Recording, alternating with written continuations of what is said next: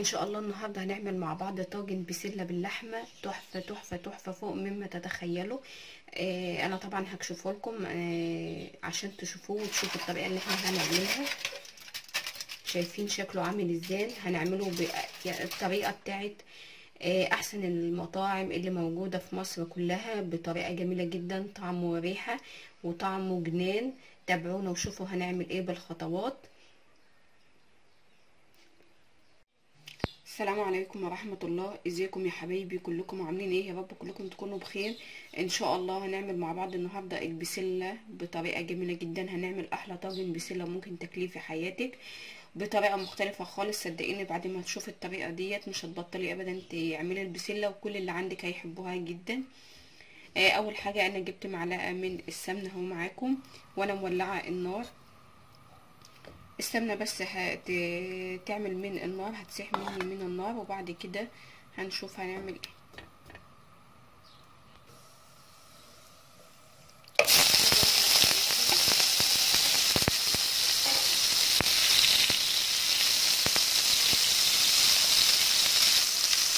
دي اللحمه بقى بتاعتي معايا اهو. اما تيجي تعملي لحمه على خضار تعمليها التقطيعه الصغيره. ده معايا ربع كيلو اهو. تعملي تقطيعه صغيره بحيث ان اللحمه بتاعتك تستوي مع الخضار. انا بقى هشوحها كده الاول بالسمنه، او لما يعني اللحمه عامه تبداي تشويحها الاول، وبعد كده البصل. هديها بقى تشويحه حلوه قوي كده، واقلب فيها كويس مع في السمنه بتاعتي كده.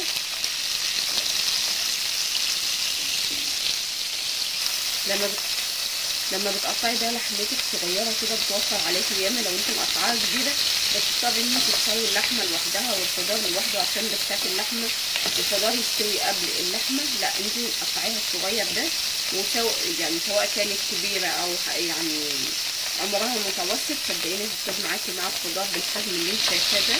ده افضل حجم تعمليه للخضار، تقطعي اللحمه بتاعتك مع الخضار،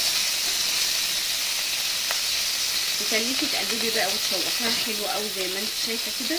وبعد كده هبدا بقى انزل بالبصله بتاعتي بقى.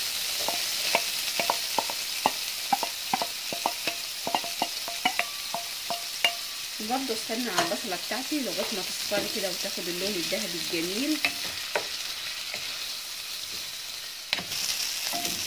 انا بقى يا حبايب قلبي حمرت البصله زي ما انت طالعه معاكم في الكاميرا او زي ما انتم شايفينها. هبدا بقى انزل بالبسله بتاعتي. دي طبعا بسله لسه يعني لسه انا جايباها طازه. طبعا افضل الخضار ان انت تاكليه طازه، بس طبعا احنا بنخزنها او بنفرزها في الفريزر في او الاوقات اللي هي مش موجوده فيها، بس هي دلوقتي طازه بقى طعمها جميل، خضره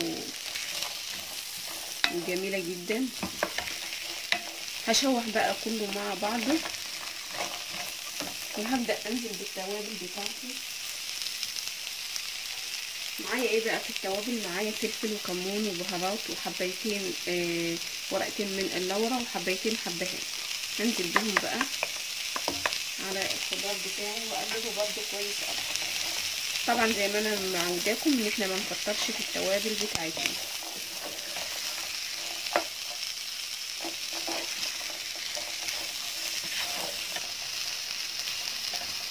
انا بقى يا حبايب قلبي بحب احط عليها كمان بطاطسايه كده، عاملاها مكعبات بتخلي طعمها جميل على فكره. ديت يعني طريقه اشهر المحلات في طواجن البسله. البطاطس بتديها طعم جميل قوي قوي قوي. فهشوح كمان البطاطس معاها، وتكوني عامله البطاطس برده بنفس الحجم المكعبات اللي انتوا شايفينها دي، عشان كله يستوي مع بعض. هبدأ بقى يا حبايب قلبي اضيف لها معلقه من الصلصه اهي اللي انا كنت عاملاها معاكم. الصلصه البيتي ديت بيبقى طعمها جميل جدا. هسيبها بقى، هنزلها في ارضيه الحله معايا كده عشان تتشوح حلوه قوي وتشرب من السمنه واللحمه والبطاطس والبسله اللي معايا ديت. هشوحها كويس قوي معاها. طبعا انتوا عارفين ان انا ايه يعني هديها غلوه على النار، وبعد كده ادخلها بقى في الطاجن في الفرن وتشوفوها بقى. هتكون هتكون احلى طاجن بسله ممكن تاكليه في حياتك.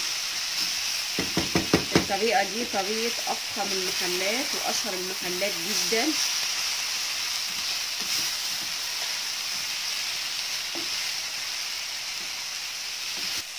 انا بعد بقى ما شوحت اللحمه وبعدين البصله والبسله والبطاطس وكمان نزلت عليها بالصلصه، هبدا بقى انزل بعصير الطماطم اللي انا عاملاه اصلا.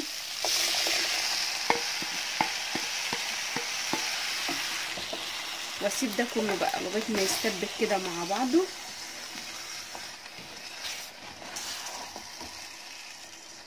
وتشوفوه هو بقى وهي مستبكه ان شاء الله.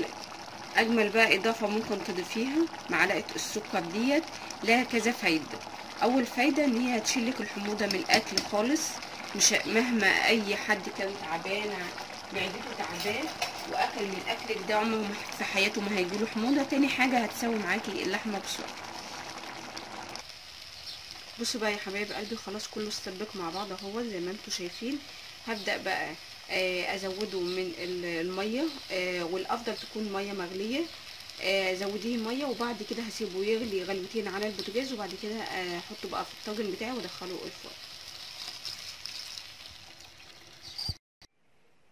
انا بقى يا حبايب قلبي اديته غلوتين في الحله اللي كنا بنعمل فيها، وبعد كده نزلته اهو في البرام زي ما انتم شايفين. انا مش عارفه الصوره مش راضيه توضح من البخار اللي طالع منه.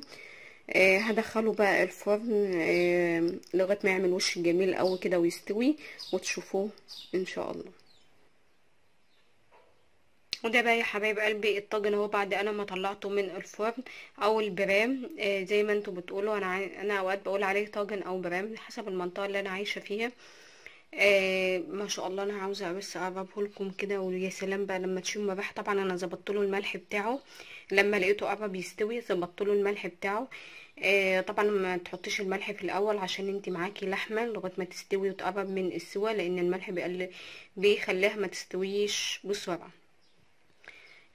طعمه جميل جدا وريحته تحفه. انا لسه مطلعاه دلوقتي حالا من الفرن بقى هنتغدى. يا رب تكون الطريقه عجبتكم. ممكن بقى تعمليه مع رز بشعريه او رز ابيض زي ما انت عاوزه، حسب ما انت حابه. بس بجد طاجن بسله باللحمه طعمه تحفه تحفه تحفه. الطريقه اللي احنا عملناها مع بعض دي طريقه اشهر المحلات ان شاء الله.